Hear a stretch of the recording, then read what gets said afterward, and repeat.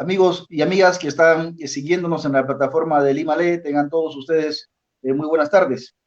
Vamos a continuar este sábado 25 de julio con nuestros diálogos y presentaciones de los libros de los poetas que han sido convocados al octavo Festival Internacional Primavera Poética. La colección iberoamericana de poesía es una colección que está conformada por 66 poetas de 17 países. Durante el mes de junio presentamos la primera serie de 20 títulos. Ahora estamos presentando nuestra segunda serie que está compuesta por 24 títulos. Esta mañana tuvimos el gusto de poder contactarnos con Marita Troyano, la gran poeta peruana, y con Montserrat Ducet, la poeta española, a quien le publicamos el libro Que no a la noche. Hoy nos estamos comunicando con Costa Rica, con el poeta Randall Roque. Randall Roque, que es autor de la editorial Suma. Él estuvo ya en Perú el año 2017 en el sexto Festival Primavera Poética. Para nosotros es un placer y un privilegio poder darle la bienvenida a Lima Lee con el libro Bestiario, que es el libro que está compartiéndonos y que usted puede descargarlo de modo gratuito. Aquí en este post hay un enlace, hay un link, basta que usted le haga un clic para que tenga el libro de modo gratuito con ustedes y su biblioteca de poesía enriquezca y se fortalezca. Querido Randall Roque, buenas tardes, bienvenido a Lima Lee. Hola, buenas tardes, Harold. Buenas tardes a todos los que están presentes en este momento. ¿Cómo les va? Un gusto estar con ustedes. Tener esta transmisión, querido Randall. Nosotros conversamos siempre a través del WhatsApp, pero rara vez nos comunicamos vía webcam, así que poder tener esta posibilidad de diálogo para hablar en función a tu poesía es algo que alegra y sobre todo halaga en el sentido de que vamos a compartir otro libro más tuyo aquí en el Perú. Hace 2 días, no, ayer salió la entrevista en el diario Expreso que te hizo nuestro amigo Sixto Sarmiento, ¿no? Que es el director cultural de la Primavera Poética, en la que él te preguntaba sobre el itinerario que la poesía tenía frente a la pandemia o en esos tiempos de pandemia. Y tú le respondiste que la poesía no tuvo nunca ni tendrá itinerario. Me gustaría que me desarrolles esa respuesta, querido Randall, antes de entrar en materia propiamente del libro. ¿Me escucho bien? Sí, Harold. Sí. ¿Me escuchas? Que sí, que si me escucho bien. Perfectamente. Ok, perfecto.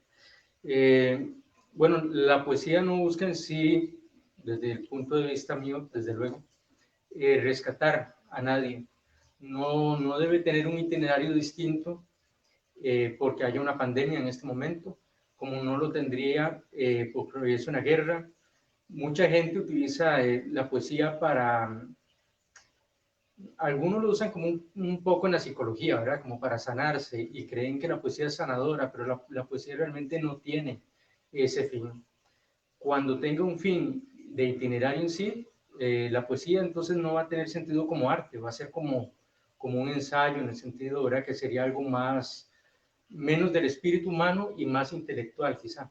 Y la poesía no puede tener un itinerario en ese sentido. A mí me alegra mucho todo este proyecto y el festival y lo de Lima Lee, porque logra acercar libros de distintos autores precisamente a una colectividad que no es solo Perú, sino que es a nivel internacional, y eso es lo que me alegra. Pero en sí de que la poesía vaya a acomodarse a un itinerario por esto, yo creo que no. Pero bueno, y ahí en ese sentido coincidiríamos en el punto que efectivamente nosotros cuando empezamos a convocar la primavera poética, era, en realidad fue un pretexto simpático para reconocer a nuestros escritores en vida, porque de lo que se trata, creo, es de que los poetas sientan de que hay lectores que los están esperando, que hay editores que están preocupados porque su obra se conozca, pero sobre todo que hay fraternidad en función al poema que, como bien te referías, parte básicamente de las emociones, que son las que no pueden organizarse en función a quiero escribir sobre tal cosa, ¿no es cierto? Y, por ejemplo, nosotros, con pandemia o sin pandemia, pensábamos de todas maneras hacer el octavo Festival Primavera Poética. ¿Qué sucedió con la pandemia?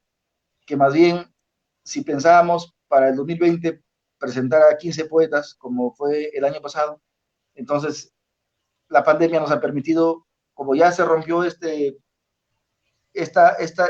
situación límite de la presencialidad, entonces a través de lo virtual hemos podido convocar a 66 poetas, y claro, no hubo un itinerario tampoco para eso, simplemente se dio porque tenía que suceder, ¿no? Y porque claro, en función a las ganas de compartir poesía, somos varios los que hemos empujado esta voluntad para poder llegar a estos días y ahora, por ejemplo, estar conversando contigo en función de un libro que habla, creo yo, muy bien de lo que ha venido escribiendo Randall Roque y sobre todo esta posibilidad que tú te has tomado para acudir a la prosa poética, de repente porque el verso libre, quizá Randall no era el recurso en cuanto a composición que necesitabas para compartir lo que ahora estás entregándonos? Realmente, ahora precisamente estaba conversando de ese tema y decimos que hay que tener una línea muy delgada entre el cuento corto y la prosa poética que muchas veces llegamos a confundir. Pero la prosa poética me permite ser un poco más libre, digamos, no deja de tener la cadencia, la musicalidad que debe tener un poema al final de cuentas, porque eso es lo que lo hace poesía, pero sí me permite ser un poquito más flexible, más libre. Y me he ido desarrollando en eso, he ido haciendo varios libros y bueno, permanezco en esa línea que es la que me agrada en este momento. Puede que en algún momento cambie, vuelva al estilo de verso, pero por el momento más es la prosa poética donde me siento mejor. ¿Y cuál es el punto en todo caso de inflexión o el punto de quiebre para entender que todavía sigues caminando en el espacio poético y ya no en el espacio narrativo? ¿Dónde o cómo te das cuenta que ya cruzaste la línea? Vieras que esa pregunta yo me la hago siempre, porque es algo muy complejo. ¿Hasta qué punto se queda uno leyendo y dice, esto es un cuento corto, no es un poema?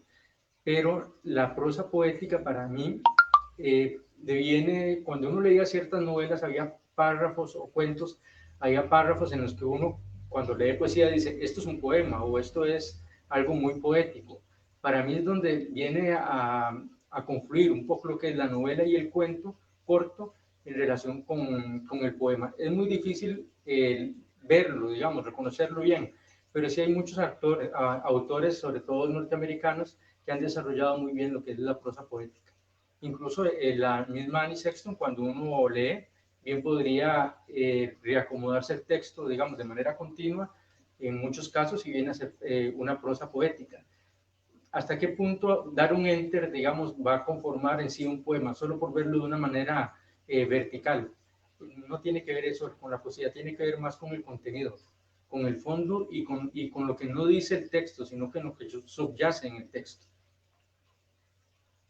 Te lo preguntaba porque, por ejemplo, esta mañana, en el diálogo que teníamos con Montserrat Ucel, y hablábamos sobre la poesía española, la poesía del siglo de oro, hablábamos sobre el diálogo que ella tenía con, por ejemplo, Góngora o con Quevedo, y en algún momento dijo que escribir, como se escribía hace más de 100 años, de repente pues no era ya algo que represente a un poeta de este tiempo, ¿no?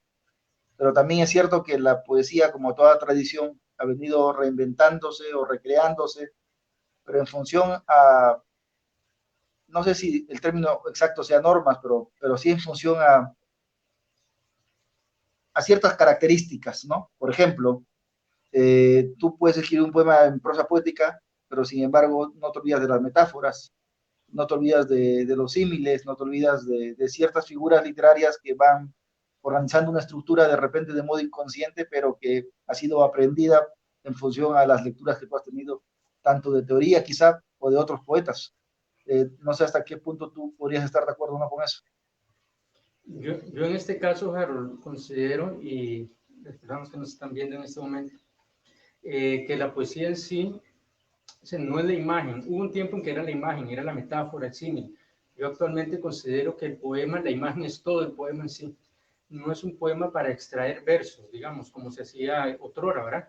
Que uno podía tomar un verso y decir y publicitar o no sé, divulgar ese verso específico. Actualmente, si se tomara eso con los poemas que yo hago, no tendría sentido. La gente no va a encontrar tal vez esa imagen como metáfora símil, sino que la metáfora en sí va a ser todo el poema, toda la estructura del poema. Por eso te decía que es lo que subyace en el poema y no precisamente lo que está escrito. Es ver un poco más allá de lo que se está poniendo en el papel. Claro, hay todo un debate, ¿no? Al respecto, hay todo un debate, pero claro, si pretendemos teorizar de repente al respecto, podríamos coincidir o no de muchas cosas. Sin embargo, también llegamos a la conclusión de que finalmente lo que importa para la poesía es que lo que se transmita sea algo que realmente se sienta con honestidad, más allá de lo retórico, más allá de lo conceptual, sino que sea un discurso que cruce con aquel código de comunicación tan nuestro y tan particular que nos permita también diferenciarnos de los otros. Por ejemplo, lo que escribe Randall Roque, por supuesto, no tiene de repente por qué parecerse a lo que escriba otro poeta de tu generación o de otra generación. De repente, por eso es que tú entregaste o nos entregaste este libro Contracultura, quizá como una especie de respuesta a lo que en este momento estás expresando. Contracultura, que fue el que me publicaron en Suma, el que me publicaste vos en Suma en el 2017. Bueno, un paréntesis, perdón. Esto, por ejemplo, que estamos haciendo ahorita no se dio en aquel festival. Ve que, digamos, a nivel de la pandemia, por todo esto negativo que se está dando, surge algo muy positivo, algo muy bueno, porque esto de las redes la gente no tenía el acceso, no se dio, y se perdieron aquellas banderas que extendieron en Barranco tan hermosas, y el homenaje, y los bailes, y la música, y ahora la poesía más bien sí se logra internacionalizar todavía más. Entonces, en relación con la pandemia que decíamos, ¿verdad? Que el cambio, sí hay cambios, pero no un itinerario, y ahí cierro paréntesis.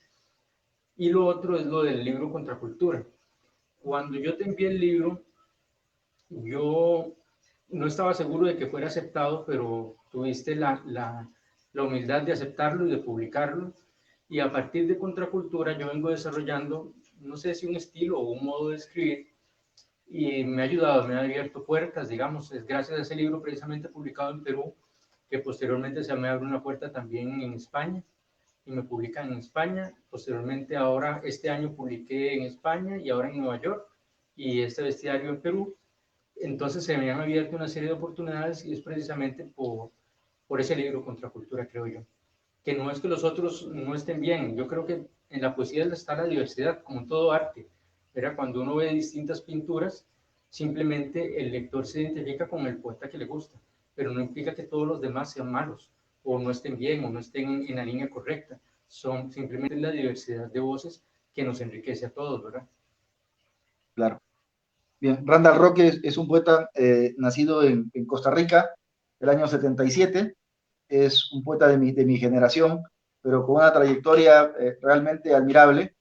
Él es de la ciudad de Cartago, ha publicado, por ejemplo, algunos títulos voy a mencionar, Cuando las luciérnagas hablan, que son cuentos, de 1998, Itinerario de los amantes, publicó el año 2003, Amores domésticos, el año 2007, Las lunas del Ramadán y otras alegorías, libro heterogéneo publicado el año 2011, Los alegres somos más, una selección poética publicada el año 2012, Alguien llama a tu puerta, que es otro libro de cuentos que publicó en 2014, Isla Pot, que es un libro de poesía ilustrada, los poemas, supongo, de Carlos Tapia, las imágenes, el año 2015, Contracultura, que es el libro que publicamos en Perú en 2017, Desplazados y Adictos, el libro que acaba de publicar en España, El Diablo vuelve a casa, es el libro que acaba de publicar Nueva York Poetry, ha ganado el primer lugar en el premio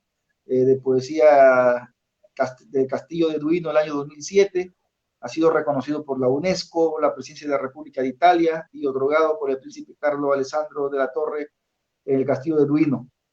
El año 2017 participó en la Primavera Poética y el 2019 en el quinto encuentro de escritores en el Biobío, Chile. Un poeta de nuestra generación con una trayectoria admirable, que ha tenido la posibilidad de ir más allá de Costa Rica gracias a la potencia de sus poesías, ya no, de su poesía, ya no sé si decir versos, porque como estábamos conversando, va del verso libre a la prosa poética, pero en sí es poesía, ¿no? Y eso es lo que finalmente cuenta. Yo acá tengo un libro, Los Alegres Somos Más, que es otro Randall Rocket, no es el mismo Randall que estamos presentando ahora. Y esos cambios, Randall, de esas recreaciones o reinvenciones del poeta para poder configurarnos distintos libros en función a qué se han dado contigo, en función a las nuevas lecturas, en función a lo que ocurre en tu contexto ahora y que no ocurría de repente hace 5 años, en función a desarrollar de repente, no sé, un estilo que sea reconocible y que la gente diga, esto es Randall Roque.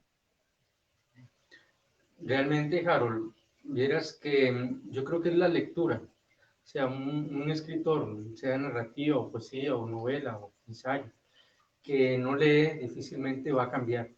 Primero es la lectura, lo otro es que el convivio, el compartir con otros autores de una u otra manera te hace cambiar, te hace mejorar o buscar caminos distintos. Y lo otro es la vida. Digamos, yo siempre he escrito, yo empecé con narrativa, he escrito novelas, pero no las he publicado, duro mucho revisándolas y nunca salen. Y lo otro es la poesía. Quizá por eso es que yo tengo mucho de narrativa y poesía en lo que hago. Pero precisamente es esas lecturas. Antes, bueno, hace muchos años, en los 90 aquí en Costa Rica, entre 80 y 90 más o menos, en los 90 no había acceso a tantos libros como hay ahora. Ahora uno se mete a redes, ¿verdad? Y encuentra PDFs, encuentra que son poemas del autor. La gente está compartiendo y tal vez menciona un autor y no se da cuenta y va y lo busca. Esa riqueza de las redes no existía. Entonces era como el intercambio oculto de libros. Si yo tenía un libro, entonces podía eventualmente intercambiarlo con alguien. Lo mismo pasaba con la música era con cassette y demás, y el que tenía tal vez X disco grabado en cassette, era, ¿verdad? Como un tesoro, por decirlo ahora. Y ahora hay más facilidad, pero la gente es menos crítica. Creo que hay demasiada información y la gente no está acudiendo a los libros. Y hay que acudir a los libros porque muchas veces la gente comparte una imagen y una frase que ni siquiera es del autor. Entonces, efectivamente, hay que leer. Los libros no se pueden abandonar para que poder tener ese criterio, esa criticidad y que no nos manipulen, incluso políticamente, ¿verdad? La persona que no lee no se cultiva, no extiende el pensamiento y por lo tanto no va a ser crítico y todo el mundo lo va a manipular, empezando por los políticos. Y en ese aspecto al que te referías, eh, ¿cuánto de la tradición literaria costarricense eh, ha podido absorber tu poesía? Antes de irte a los otros libros, ¿no? A lo que se escribe en España, en Latinoamérica. O sea, ¿cuán vinculado te sientes en todo caso respecto a lo que ha significado para tu poesía la poesía de Costa Rica? Yo no me siento tan vinculado, pero sí los inicios tuvieron una gran influencia. Por ejemplo, me gusta la poesía de Virginia Grunter, me gusta mucho. Me gustan otros poetas que tal vez no eran tan oídos. Me gusta mucho Max Jiménez, me encantaba la narrativa de Max Jiménez. Y otros autores que fui leyendo con el tiempo. Inicialmente por esa falta de lectura, porque no había los recursos, uno se había influenciado mucho por poesía de Costa Rica, en el sentido de no viéndola de mala manera, sino porque hay un poeta que menciona mucho, de Bravo, por ejemplo. De Bravo yo lo respeto porque al final de cuentas, cuando uno lee los poemas, él era muy humano, era una persona muy sensible, muy humano, y eso se puede notar en su obra. Pero su obra era muy limitada porque no tenía los recursos para leer. Entonces, al final de cuentas, no es alguien que logre permear dentro de lo que hago. me parece que es más la parte sudamericana, la parte de España, luego la poesía norteamericana, y de aquí hay autores actualmente que escribió gente que viene escribiendo muy bien. Por ejemplo, están varios que tienen apellido Quintero, acá en Costa Rica, muy jóvenes. Me parece que Diego Quintero, Carmen Quintero, Carolina Quintero, todos ellos, no sé si serán hermanos o qué, pero todos escriben y escriben muy bien.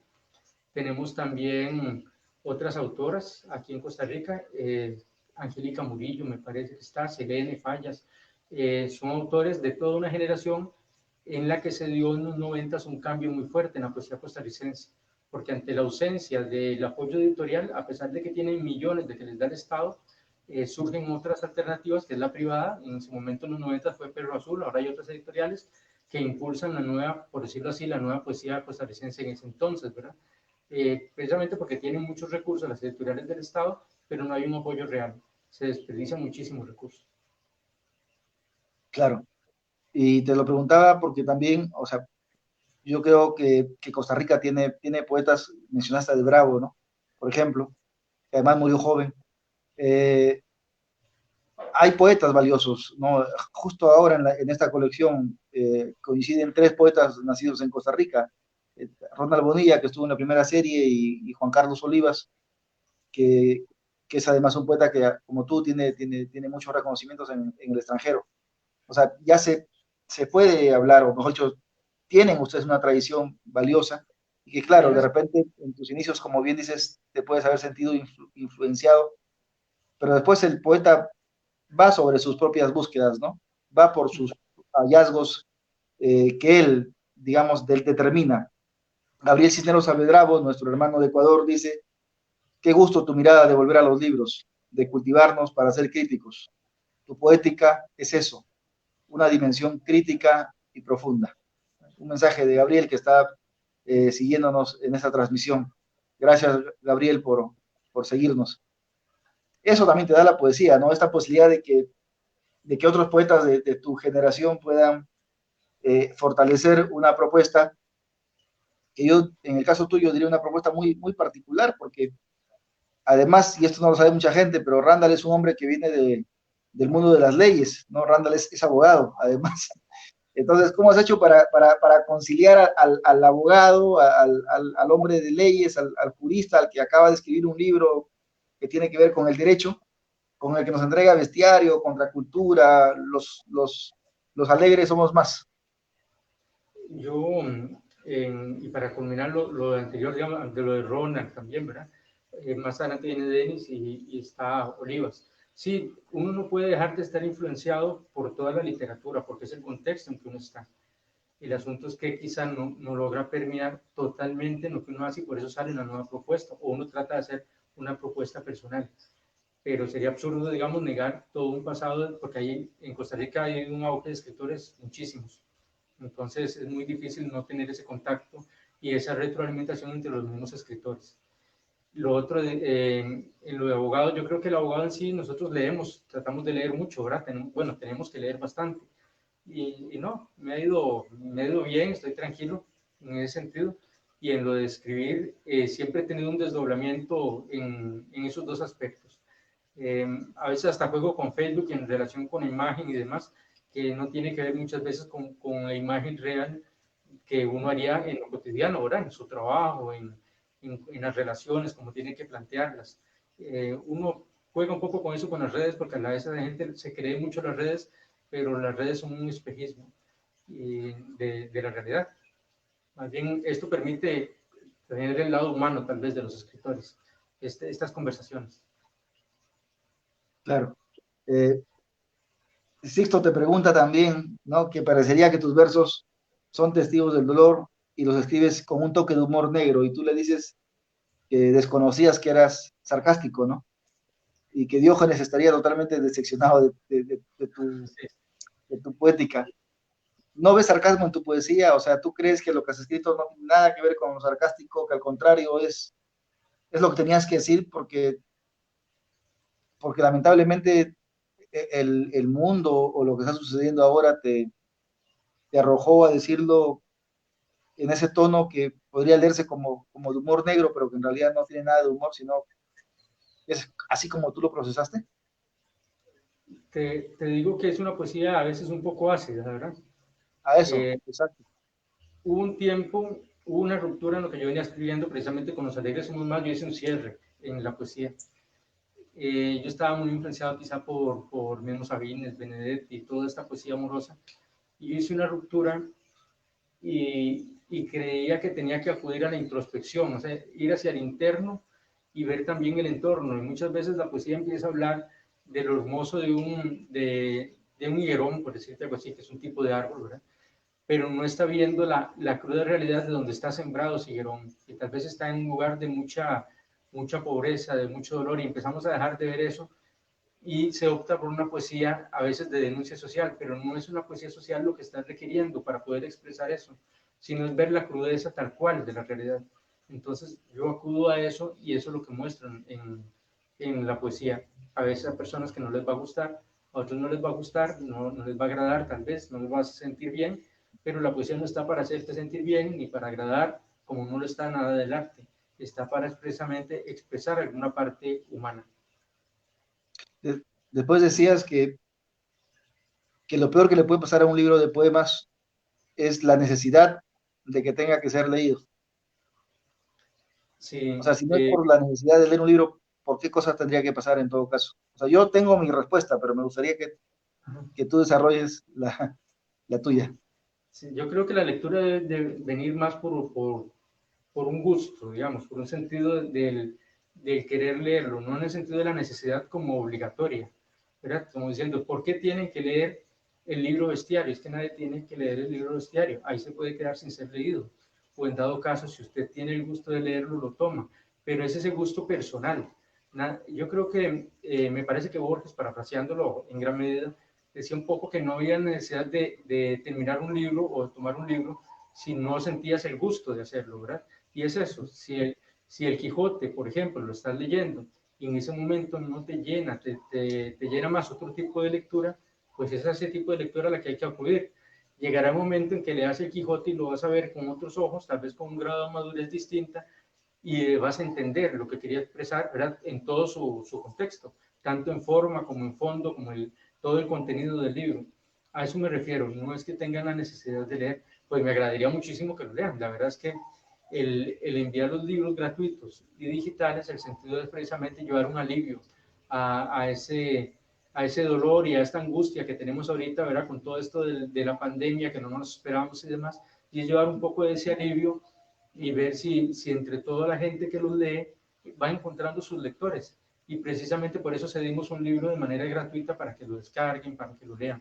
Claro que nos agrada que lo lean, pero no en un sentido de obligación, no en el sentido de por qué tienen que leerte, ¿verdad? Que es casi demandante. ¿Por qué tengo yo que convencer a la gente que lo lea? No tengo que convencer a nadie. Realmente la persona tiene que sentir la necesidad de decir, bueno, vieran que yo quiero leer en este momento este libro. Entonces lo abre y si le gusta alguno de los textos que está leyendo, tal vez se queda con el libro, tal vez el libro es para esa persona. Entonces a eso es a lo que me refiero. Claro. Muy bien, Randall. Gracias por desarrollar, ¿no? De esta forma esa respuesta puntual y sobre todo también que nos ayuda a entender un poco el porqué de cómo escribes. Y respecto a eso, me gustaría, Randall, que ahora sí aterricemos a bestiario y que nos compartas, por favor, algunos poemas. Insisto, quienes quieren tener el libro en su poder, Randall es, Vallejo te diría que te envío con ternura, tiene ese libro impreso. Es que yo ¿Podemos siempre verlo? me... entonces lo imprimí. Qué Aquí hermoso. está. Bueno, la portada es de Leonardo Collas, que es parte del equipo de Lima Lee. Eh, Gracias más bien por valorar esta publicación, Randall, y haber tenido la gentileza de tenerlo en físico. Ya Muchas tendremos el libro en físico también por acá. gracias a todo el grupo que está detrás de todo el Lima Lee, ¿verdad? Del festival. Esto no es solo, digamos, Harold ahí en la cámara, sino que hay todo un equipo, ¿verdad? De Así es. trabajo, digitalizan, diagraman, el que está, la muchacha ahorita que está detrás de, ¿verdad? Viendo ver los videos que esté bien, si hay alguna falla. Es todo un grupo de trabajo. Y esto, Esto bueno, yo lo mandé a imprimir y yo es creo que toda muy una bien cadena, querido Randall. lo descarguen, si lo descargan. Sí, efectivamente, agradezco por eso. Es toda una cadena. O sea, aquí estamos hablando del gerente de educación, que es Juan Pablo Laguerra, ¿no? Celeste Azurza, la directora del IMALE, Florentino Díaz, que es nuestro regidor de Cultura, todo el equipo, Leonardo Collas, Marlon, que está con las transmisiones, Melissa, John Martínez, Katy Ortega, Miguel Juárez, que se ha encargado de ver el tema de las correcciones, Sixto Sarmiento, bueno, muchísima gente, ¿no? En realidad es un equipo, creo, de 14, 15 personas, en el que, claro, yo soy quien está aquí hablando, pero no es Harold y Randall, es Randall y todo un equipo que hace la Primavera Poética y Lima Lee. Randall, no te quito tiempo y te escuchamos. Un poema corto, que precisamente lo colocaron en la parte en el lomo, ¿cómo se llama? No, en el lomo, no, en la contraportada. Flor de Itabo. Es menos que una simpleza comparar a cualquier mujer con un arbusto de flores, una majadería imperdonable. Hay cierta pena en no ser capaz de tomar un atributo mejor que cualquier carnicero diría a su tabla de cortes blancos. Sin embargo, una flor de Itabo no cae mal a esa mujer desnuda, blanca y suave sobre la cama, amarga cuando borracha insiste en no quererme más. Tremendo texto. Seguimos leyendo. No, seguimos leyendo, Randall. Hay un poema que se llama Penitente de Hielo. Este precisamente tiene relación con Perú, con el señor Glorioso, que es un conductor que, bueno, vi como un programa que decía que conduce por los Andes un autobús y que son unas calles como muy estrechas y que el bus apenas pasa por ahí, por esos lugares, que es sumamente peligroso. Entonces, este penitente de hielo tenía que ver con el señor Glorioso. Hay montañas tan altas en los Andes que las nubes no se atreven a cruzarlas. Solo Glorioso conduce el autobús 1258 entre curvas y pendientes de 1000 metros. Sobrevivir es unirse al ritmo de las cordilleras, conocer el lenguaje del zorro colorado. Pero es un campanario que se dobla ante los 200 ojos de sus volcanes en la dura nieve de las gélidas cornisas. Los altos y solitarios penitentes oran en las diucas de alas blancas, tan altos como vástagos translúcidos en la cruda hoz del témpano de fuego.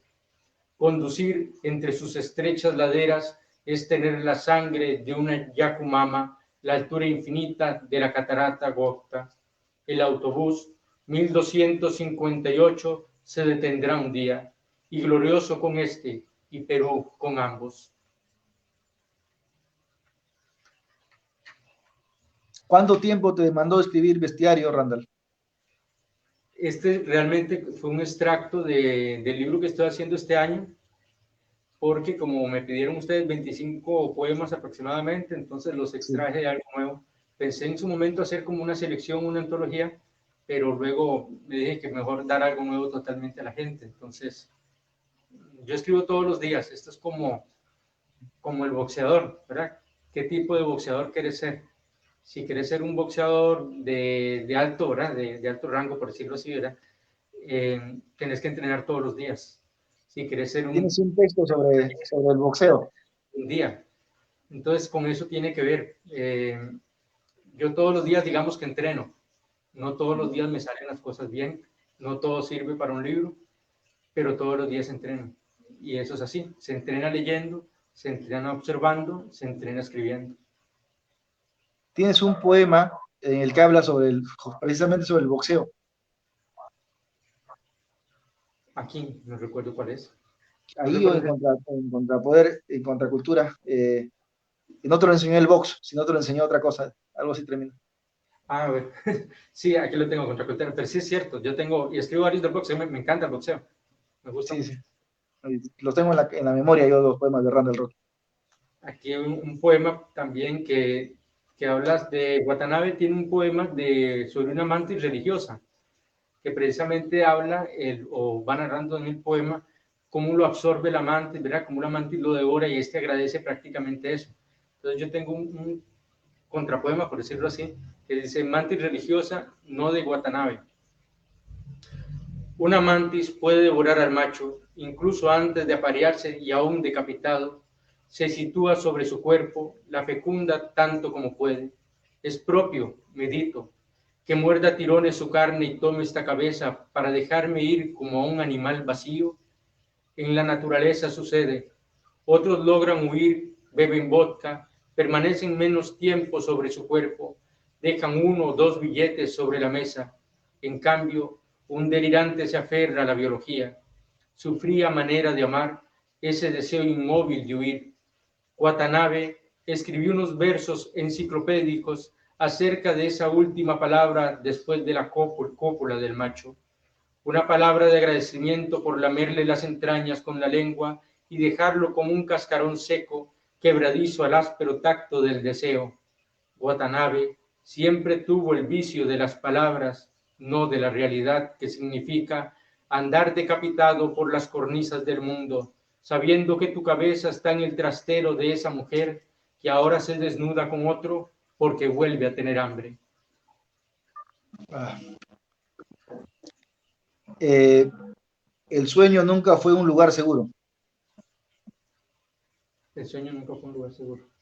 Eso es un pedido mío, de ahí tú puedes leer lo que tú quieras, Randall. Ya con eso terminan mis pedidos. Perfecto. Y en Contracultura me pasó algo que no, yo creo que no lo notaste, pero le puse a 2 poemas distintos el mismo título. Me ha pasado. Soy a veces muy desordenado en eso. Vamos a ver. El sueño nunca fue un lugar seguro.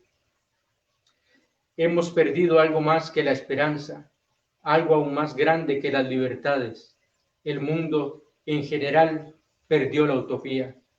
Y aunque aún no lo sabe, o lo sabe y poco importa, las carreteras son oscuras y extensas como la garganta de ballenas jorobadas, los faros cortan la niebla para náufragos, las alarmas guardan su aullido en las riberas.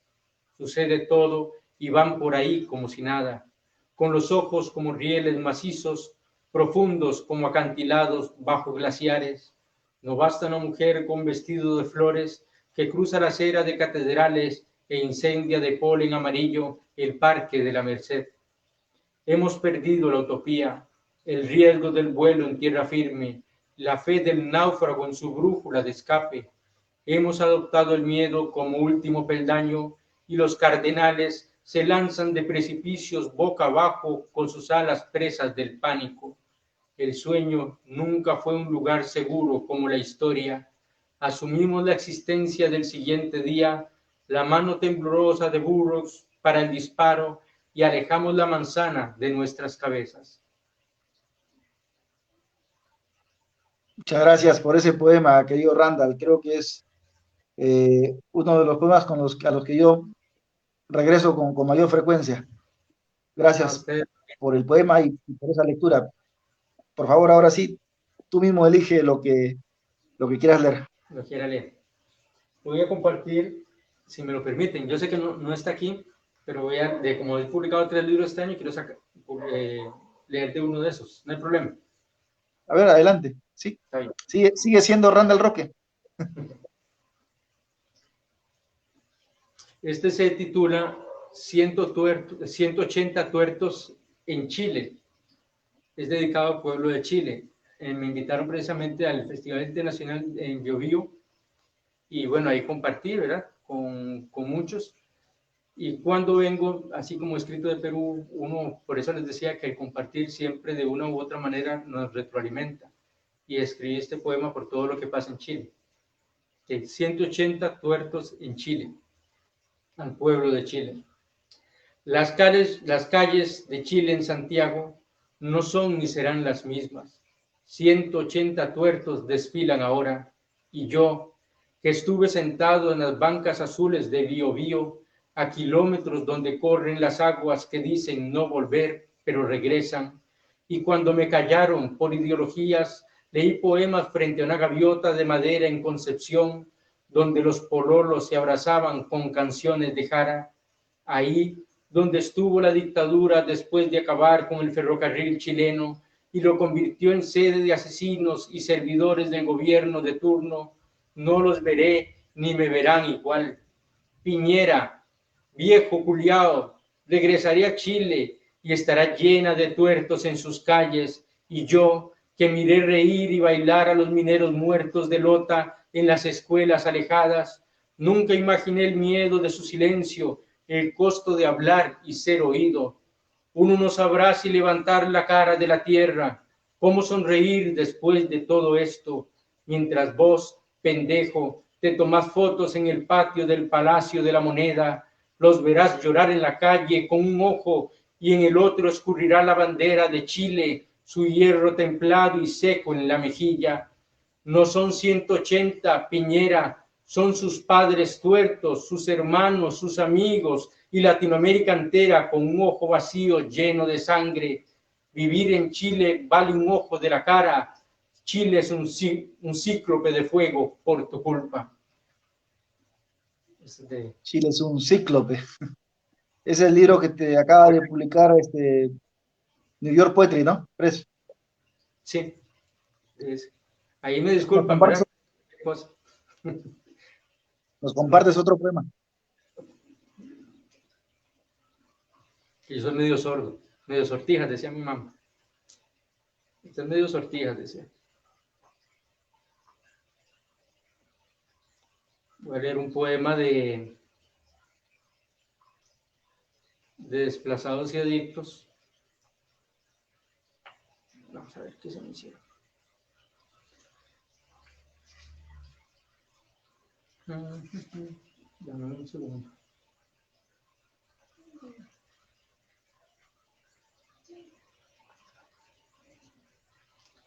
Sabes que está... Se me pierden. Justo ahora está pasando una procesión con música a todo volumen por mi calle. Justo en el momento en que Randall Rock está leyendo poesía, pasa una procesión en pleno siglo XXI, todavía bueno, no lo escuché, cargando sordo, a un santo, que claro, se respeta las creencias, ¿no? Pero precisamente en un momento de poesía. Bueno, Randall, se te escucha bien, menos mal a ti, espero que a mí también se me escuche. No, ahora escuchaba unos perros, que aquí también se oyen unos perros. Los perros de Vargas Llosa, dice el otro. Bueno, no sé, voy a leer uno de Desplazados y Adictos. Sirve un Borbón en mi nombre. Tiene que ver con el rey, precisamente, ¿verdad? El rey Borbón, el famoso. Que no deberían existir los reyes, realmente. No estamos para mantener a nadie. Sirve un Borbón en mi nombre. Podemos decirlo ahora que todos duermen y los castillos son rocas inútiles como heno. Los grandes elefantes en Botsuana no darán marfil para sus coronas, y aunque lo nieguen, no estoy demente, también dispararía la flecha exacta en la cadera de Atila para beber Borbón. Vamos, amémonos unos a otros, celebremos hasta saciarnos, no todo acto está prohibido. Hemos tirado las riendas de los caballos, no fue sencillo y más de un peón negro ingresó a la Casa Blanca por un trueque. Tenemos monarcas por doquier. Y sin embargo, la casa está llena de peones. No lo saben aún, no lo esperaban, sus días están contados. Tus impuestos mantendrán monarcas aún con todos los movilizados de España. ¿Te parece costosa esa comida? ¿Tendrás un Rolls Royce como ellos? ¿Tus hijos aprenden a ser lacayos? Oh, Dios salve a la reina. Aprende a decirlo con fe de ratas. Yo tampoco tengo vergüenza. He bailado y bebido toda la noche. Me fui con la hija del carnicero y ha contado historias extrañas sobre la reina roja o algo así. Siempre era la misma pregunta. ¿Acaso no soñaste la revolución y ver sus cabezas en un canasto? No me juzguen. Hay cosas peores en los reinos, cosas por decir y hacer. Ya lo verán. Muchas gracias, Randall, por compartirnos los poemas de los libros que acabas de publicar este año, además de Bestiario. Para nosotros es una alegría poder tener esta conversación contigo, haber escuchado de tu voz los poemas de Bestiario, escuchar también tus reflexiones en torno a la poesía y el libro. Creo que es necesario que los poetas se expresen sobre precisamente lo que los alimenta y los cobija, y más aún en un momento como este en el que el mundo todavía tiene temor, pero creo que el temor se vence con este tipo de vínculos, con este tipo de fraternidad. En ese sentido, estamos sobre la misma vereda, querido Randall. Te Te agradezco por esta posibilidad de diálogo. Si quieres, nos compartes un último poema, o si no, de repente una última reflexión para culminar esta conversación por ahora, o las dos cosas. Leer uno cortito y mientras lo busco. Quiero aprovechar para agradecerles, Harold, agradecerte a vos, agradecerte a todo Perú, agradecer a Chile cuando me recibieron. Realmente siempre me sentí muy, muy abrigado, muy querido. En Perú me hicieron sentir muy bien. Como te digo, es una lástima más bien que no se pudo transmitir, pero el ver la bandera de Costa Rica extendida en Barranco, cuando nos dieron la medalla, que publicaran el libro, realmente has creído en una poesía en la que Costa Rica no han creído, lamentablemente, porque yo no he publicado con editoriales del Estado, pero, y no hay ningún resentimiento, ¿verdad? O sea, es cuestión, una propuesta, pero sí quiero agradecerte y quiero agradecerles a esta gente que constantemente me apoya, me han publicado en antologías afuera también y bueno, siempre muy agradecido. Entonces quería aprovechar ese pequeño espacio. Gracias, Randall. La herida. La herida más dolorosa no es el zarpazo de un tigre, tampoco la más profunda, ni siquiera la más aferrada a la limpia desmemoria. La peor herida es la que remueve la cicatriz más gruesa, la impenetrable que rompe el sonido del fuego. Esa es la peor. Carga la memoria con fardo oscuro, con brasas que deja caer entre la sangre. Va teñida del silencio de campanarios y no sabrás ni podrás nunca explicar su talante. Es la pregunta que no podemos pronunciar y por eso duele. Muchas gracias. Randall, muchas gracias. Efectivamente, cuando Randall vino a Lima el 2017, la clausura fue en la Plaza de Armas de Barranco y pusimos banderas de los países que representaban los poetas convocados. Y ahí estaba la bandera gigante de Costa Rica flameando, porque no solamente era Randall quien visitaba Perú y Barranco, sino era la poesía de Costa Rica. En ese sentido, Randall es un poeta valioso de esa tradición entrañable que tiene Costa Rica. Por eso hemos vuelto a invitarlo a esta primavera poética, que es su primavera poética también, y contentos de haber tenido esta conversación, acompañados por nuestros hermanos poetas que están presentes en las transmisiones. Gracias a María Juliana Villafane por compartir también este diálogo, a Denis Ávila Vargas, con quien vamos a conversar dentro de un momento, él es de Honduras. Contento porque estamos logrando el objetivo. Mañana es el último día de transmisiones. Mañana habremos concluido entregando nuevos 24 libros de poesía para que ustedes puedan disfrutarlo de modo gratuito en sus computadoras, en sus celulares, en sus casas. Y creo que eso es algo que tenemos que agradecerle mucho al programa Lima Lee, a la Gerencia de Educación de la Municipalidad de Lima, y cómo no a los poetas que están entregándonos sin cobrarnos un sol, sin cobrarnos un dólar, un peso, estos libros, simplemente motivados por el acto fraterno de compartir poesía. Nosotros nos despedimos por ahora de Randall Roque. Vamos a retornar en unos minutos para conversar con Denis Ávila Vargas, poeta nacido en Honduras, radicado en Costa Rica, con quien vamos a conversar sobre Escuela de Pájaros, el libro que le entregó a esta primavera poética. Gracias, Randall, gracias por este hermoso bestiario y gracias a todos ustedes por seguirnos. Volvemos en unos minutos. Un fuerte abrazo.